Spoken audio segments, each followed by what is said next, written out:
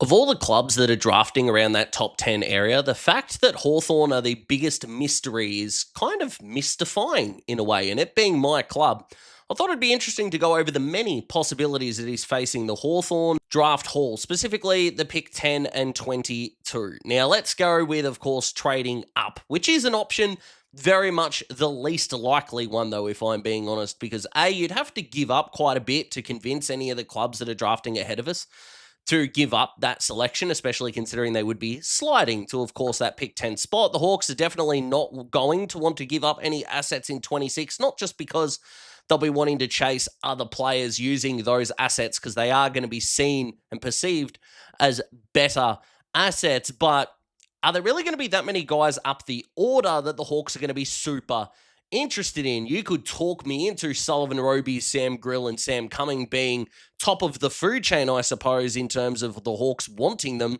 But I'd be stunned if Sullivan Roby was even in a position where the Hawks could somehow trade up to take him off either West Coast, Essendon, Richmond, or Melbourne's hands. And then you've got Grill and Cumming, of which one might even be available at their spot. It's unlikely, but still. But if you are going to go after the type of a Grill, you wouldn't even have to give up an extra asset in order to get a player who has got really good foot skill.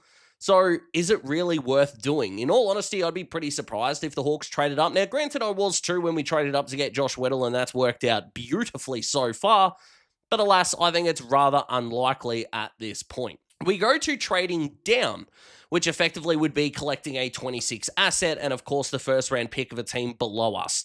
And you're probably targeting these clubs, your GWSs, Adelaide's, Bulldogs, etc. I don't think the Hawks are going to be in a position to want to give Gold Coast and Brisbane anything because they would actually want to trade down in order to get more draft points, obviously. But again, that 26 second might be a good asset to have in the future, but again, what guys are going to be available if you trade down? Would you be looking at a Javan Philippou, for example? If Josh Lindsay, Ollie Greaves, Lockie Doveston somehow, very unlikely, or Jacob Farrow were still on the board, I could again see that would be an option. But again, it would depend on which club is trading up. You'd think Lindsay might be the kind of guy that clubs would trade up for. I'm higher on Lindsay than pick 10, by the way.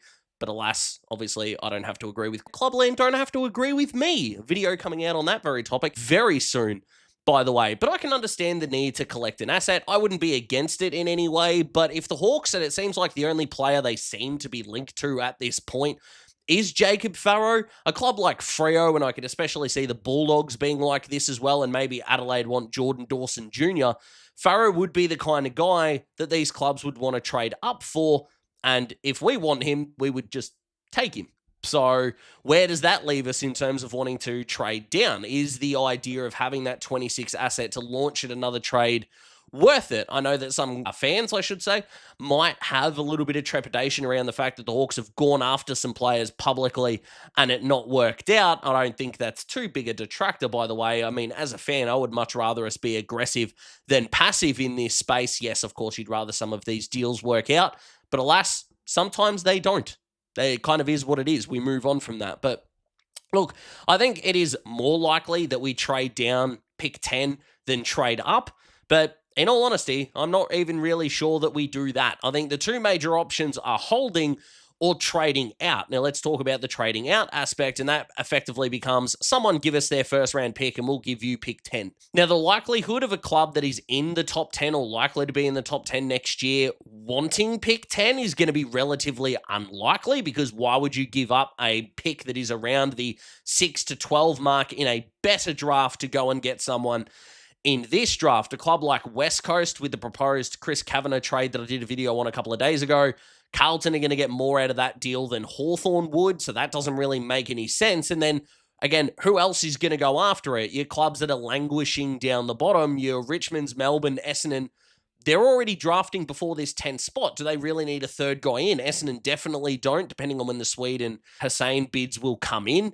I don't think Richmond will want to give up, a top 5 pick next year. I definitely don't think West Coast are going to, and I definitely don't think that Melbourne are going to give up a top 6 to 8 pick next year. So we can throw them in the bin. Who else is left? I mean, Adelaide really going to want to keep their pick and give away a 26 first in order to get pick 10 because this isn't a trade down option? I wouldn't have thought so, to be particularly honest. Again, if they're going to be somewhat equal value, why would you give up the asset in the better draft at this point? It's not as if Adelaide are going to be overwhelmingly desperate for a guy. And again, if someone like Sam Cumming or Dyson Sharp are still on the board, I suspect that the Hawks would want to go after that type of player in the first place. So where is that going to come from? Again, you would need someone that would want to do that. Now, I think the biggest sort of shithousery in order to do this would be Port Adelaide. Now, it looks like they're not interested in anyone in this draft, and they're going to take either a late selection or none at all, because they can just do rookie elevations in order to appease the AFL list rules. But let's go down sort of the rabbit hole here. Let's say Port go, we'll give you our 26 first, and you give us pick 10, and Hawthorn say yes. Awesome. And then what if Zach Butters nominates Hawthorn next year as a restricted free agent, which is what he is? Port Adelaide would match any contract that Hawthorn would offer, therefore they would need to do a trade. Hawthorn have their first round pick, they would have Port Adelaide's first round pick, Hawthorn would have their 27 and 28 first round picks. And if Jeremy Cameron can get 3 firsts, half a decade ago, you're telling me that one of the better midfielders in the competition is not going to garner more in a trade than Christian Petrarca did? Please, you're kidding yourselves. Port Adelaide would have a chance. Now, it would be a gamble because in order for Port Adelaide to pull this off, they would need Butters to nominate Hawthorn, which he is, of course, no guarantee to do, but it's free.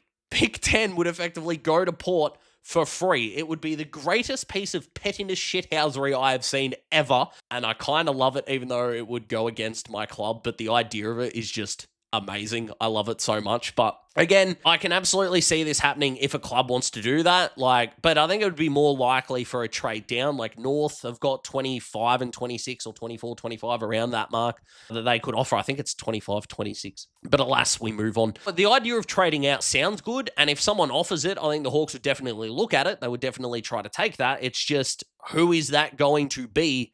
It's unlikely to come up with some options. Even a club like Collingwood, for example, trying to match bids on McCarthy and Saxena anyway, they would probably just keep their pick for next year.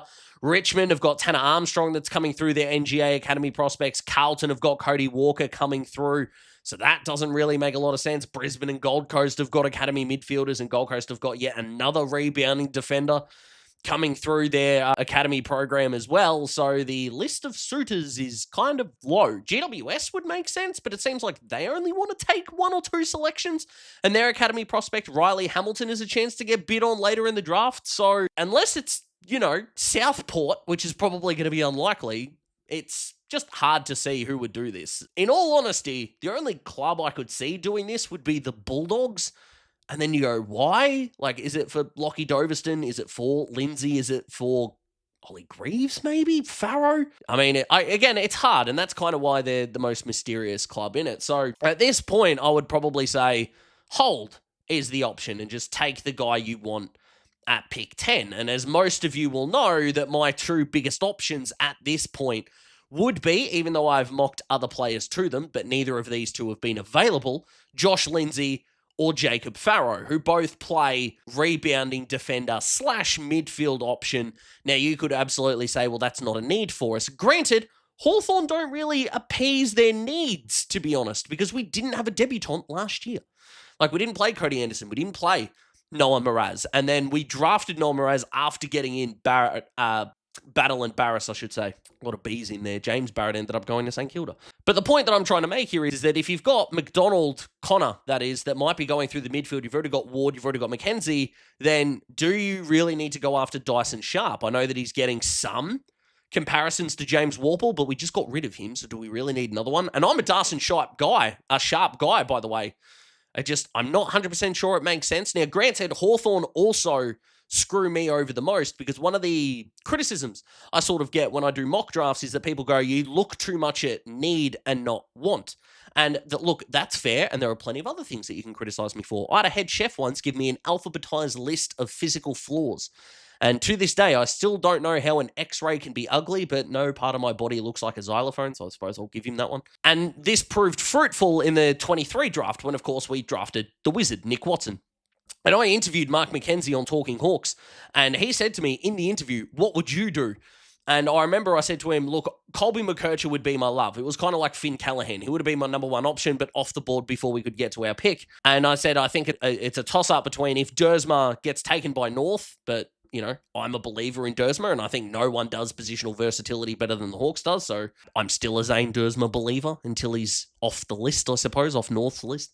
But I was like, Dan Curtin ticks a lot of boxes for me, and Nick Watson is the most talented guy of the ones I haven't spoken about. And because he nodded at my Dan Curtin comment, Mark McKenzie this was, I was convinced that was the answer. And then I remembered that when I said Watson was the most talented, he smiled. And stupid bias body language wanted to stick my own head up my ass Daz was that he nodded. The subliminal nod for Curtin means we're taking him. I've got this. I'm not ready to go with it yet because I didn't want to burn any bridges and go, well, who else could have told me that bar me interviewing the bloody head of recruiting. The Hawks definitely, and look, Josh Weddle was not a need at the time. We did not need an undersized fullback. And then guess what? We're not using him like that. So bad Daz, I suppose. But the Hawks generally could go with a positional versatility there. So holding and going their favourite player. But I do like Farrow and I do like Lindsay around that mark. But again, Ollie Greaves is a guy I've mocked to the Hawks a lot as a threat up forward that could rotate through the middle. He and Will Day as those taller midfield types would be really good, would be really interesting. But plenty more guys are around that mark as well. Hey, even though we got Ginnivan and Watson in the same off-season, if Lockie Doverston's on the board, just why not? Just get the rat, we'll build a legitimate rat pack in there. Why not? The boy with the mullet. It's a better mullet than Connor McDonald's, but he's kind of got the rat's tail, to be perfectly honest with you. So in terms of what the heck the Hawks are going to do, I would probably go it's 60% holds, 20% trade out, 15% trade down, and we'll go 5% trade up just to leave it as an option, I suppose. And then we go to pick 22, which anything can happen here. With the 4 options that I gave you before, all 4 are genuinely in play. Again, trade up is probably the more unlikely, but it's still in play. I think trade out if someone wants to offer us a second round pick potentially, because that 22 is going to shift to about 27 according to my approximations. So, if someone in that, 8 to 10 region wants to offer up a second round pick, I think we'll probably take it. The 26 asset will be better than this one. So that works out relatively well. But if I had to choose, wave a magic wand, if we come out of this draft with Farrow or Lindsay and then Harley Barker, again, as unlikely as it is because Barker might be off the board at that point, I will be one very happy boy. I really will. But of course, Javan Philippou is still an option. Absolutely, as a guy that I think went from a little bit overrated to start the season and is just becoming more and more underrated, I think, as the draft year goes on, if I'm being perfectly honest. But, it's not me if I don't present you just with some other options out there. Could we bid on Lockie Carmichael and or Jai Murray maybe a little bit earlier than some clubs would, therefore forcing Sydney and Gold Coast to either match more than they're ready for or just get them? I'm a Lockie Carmichael guy. I would not be against having such a balanced midfielder. Now, again, people are going to go, we've already got midfielders to step in, Daz. That's a stupid suggestion. But, Lockie Carmichael can play on the outside as well. Positional versatility, we love that. I'm still not convinced Harry Morrison is a premiership caliber wingman. So maybe you could go that kind of option. And then Jai Murray again on the outside could work on a wing, rotate through half forward, rotate through half back, just do whatever the hell is required. And, of course, grow. Is a draftee going to be highly likely to be playing a lot of AFL footy next year? Well, unless there's injuries, potentially not. But if I can throw one more thing at you here, and that is a smoky, South Australian Cameron Nayan would be my smoky, because this guy, when you're talking positional versatility and can do a lot, that's him. A guy that can come up to the wing. He kicked 7 in a carnival game and has good footy IQ. Maybe the highlights don't pop off the screen as much as they would, but not every draftee has to be about vibes. Some just have to be about the intangibles, and he has got them in spades. I like him a lot. And if you're looking for maybe a Reach or Smokey, something like that, he would be a guy to keep an eye out on. But where do we stand after this video? Well, we've created a good conversation, and yet we are no closer to knowing the freaking answer, which is always fun. But what do you guys think? Comment below. Let me know. Like the video if you like the video. I have both parts of my draft gems out. So go and check that out. That would be hugely appreciated. Subscribe to the channel if you would like to. I'll see you in the next one. Goodbye.